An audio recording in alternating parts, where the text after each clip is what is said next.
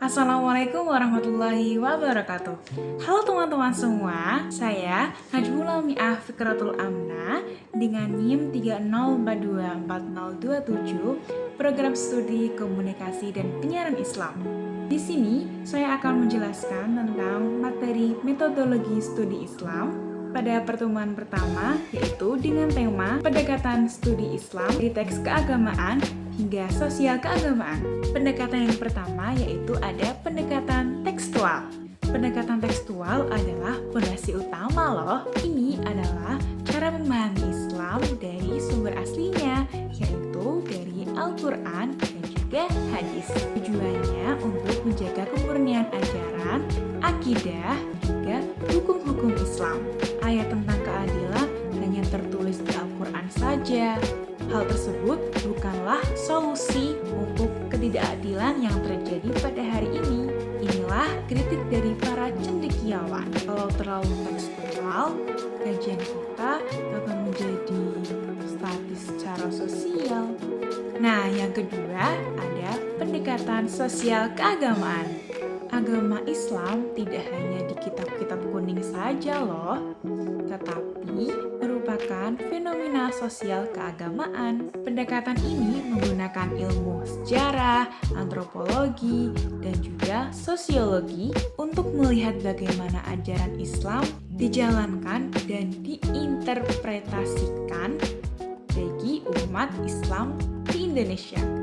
Contohnya, ada bencana alam di Indonesia. Ajaran tolong-menolong terdapat pada sebuah teks dan diterjemahkan menjadi kapital sosial di lapangan. Pendekatan ini membuat Islam menjadi relevan dan aplikatif, mampu menjawab isu-isu baru seperti krisis iklim dan juga teknologi. Di sisi lain juga terdapat kelemahannya loh. Jika terlalu jauh, maka akan kebablasan dan akan menganggap tekstual sebagai budaya yang biasa dan akan kehilangan pijakan normatif kita. Lalu bagaimana memilih tekstual dan tidak adanya perkembangan dalam pemahaman, atau memilih sosial dan terkikis nilai aslinya? Jawabannya adalah integrasi. Kita harus menggunakan keduanya secara seimbang. Cendekiawan seperti Fazlur Rahman menawarkan konsep gerakan ganda. Gerakan yang pertama yaitu kita pergi ke masa lalu dan memahami teks dalam konteks historisnya. Gerakan yang kedua yaitu kita kembali ke masa kini dan menerapkan pesan moralnya untuk diterapkan pada zaman kini. Begitu juga dengan cendekiawan Amin Abdullah yang menyebutnya dengan integrasi interkoneksi. Kita tidak bisa lagi memisahkan ilmu agama dari ilmu sosial dan humaniora. Kita harus menggabungkan dari keduanya. Contohnya seperti zakat. Cara tekstual kewajibannya 2,5% kan?